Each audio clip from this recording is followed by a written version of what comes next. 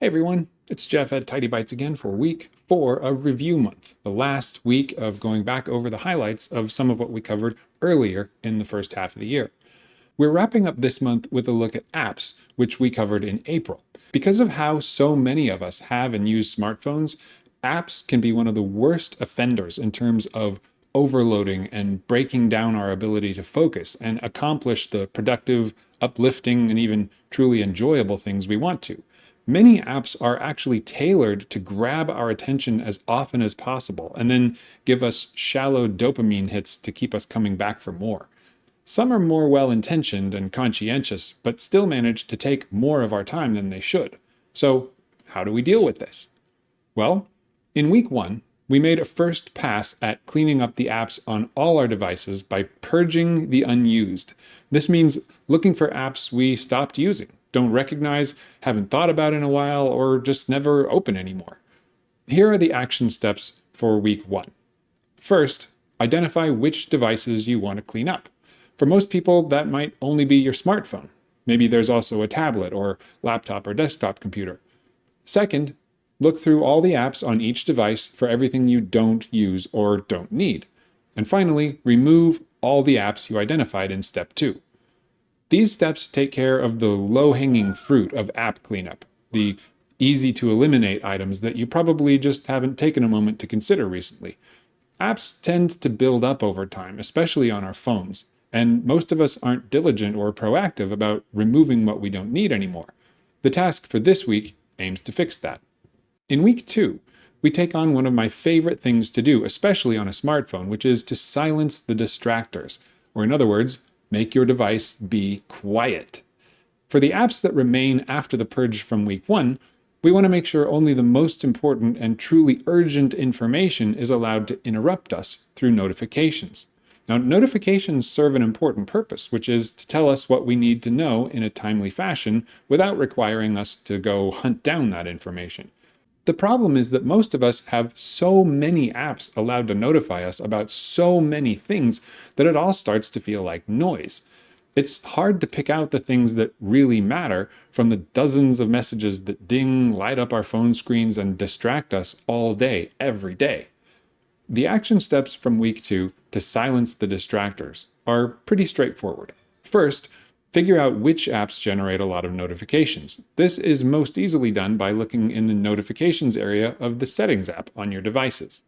Second, turn off notifications for all the apps that should no longer be allowed to interrupt you. Remember, the goal here is to silence the things that distract you. It's not that news or email or YouTube videos or even social media are unimportant, though it's worth considering that as well. It's that deciding when and how to consume and process these things should happen on your own terms, at a time you intentionally set aside. If it feels scary to turn off notifications, just keep in mind that you're not turning off your access to these things. You're not deleting accounts, canceling subscriptions, or doing anything you couldn't just as easily undo if you change your mind. You're simply changing a few settings that let you retake control over your devices. You choose when to use them and for what purposes. In the third week of Apps Month, we built on the actions of the first 2 weeks by coming up with a plan for how to deal with the proactive notifications that are still allowed through, after purging unused apps and silencing as much of what remains as possible. Ideally, after those steps, you should be left with very few things interrupting your day. Your apps should feel far more under your control, whether you have few or many. You choose when, why, and how you want to use them. For those truly important apps allowed to demand your attention with truly urgent information, accept the distraction because you intentionally allowed it to happen, and react immediately. Here are week 3's action steps. First, when a notification appears and grabs your attention, identify what you have to do, your next action, as quickly as possible. Second, if you can do that action fully in about 2 minutes or less, do it. If not, put it on your to-do list or calendar, depending on whether or not it needs to be done at a specific time. Third, dismiss the notification. The goal here is to practice taking care of distractions right away so you can get back to whatever you actually want or need to be doing. It's important to minimize interruptions because Losing a good, deep workflow is a lot easier and faster than recovering it. A never-ending series of beeps or dings coming from dopamine-inducing magical glowing rectangles is a perfect way to wander aimlessly through the day until we reach 5 o'clock or bedtime and wonder how on earth we got so little done. It's no wonder when our attention is so fragmented on a regular basis. Reacting immediately is a conscious practice that helps us get back on track instead of falling down a rabbit hole of unplanned activity. Just remember, the most important step is to minimize those distractions in the first place, which is what the first 2 weeks were about. In the final week of Apps Month, I left you with an invitation to modify my recommendations to find better ways to accomplish your goals.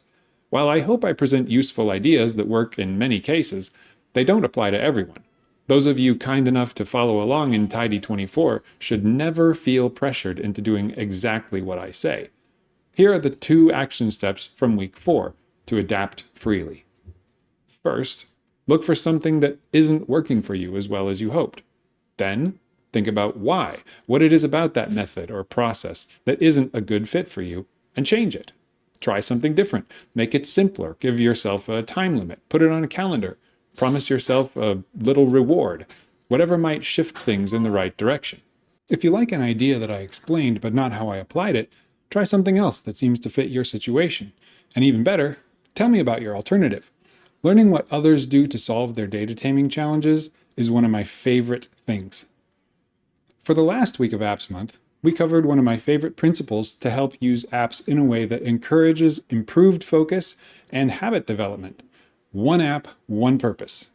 This trick makes sure you always know where to go for specific activities like task management, scheduling, note-taking, writing, reading, and so on.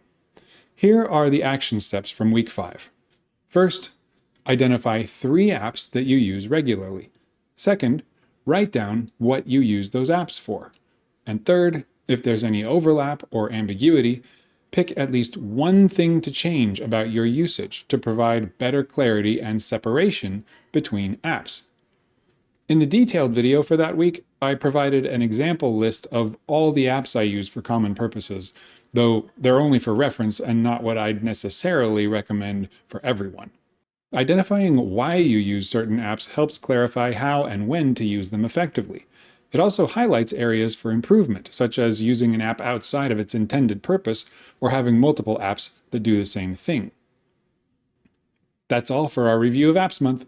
For a more detailed look at any of those topics, be sure to head over to the Tidy Bytes website and look through the Tidy 24 calendar for links to each week's material. Thanks for watching, and if you're interested in more content about personal digital organization and staying in control of your own technology, subscribe to the Tidy Bytes channel and share these videos with anyone you think might like them. Happy data taming, and I'll see you next week.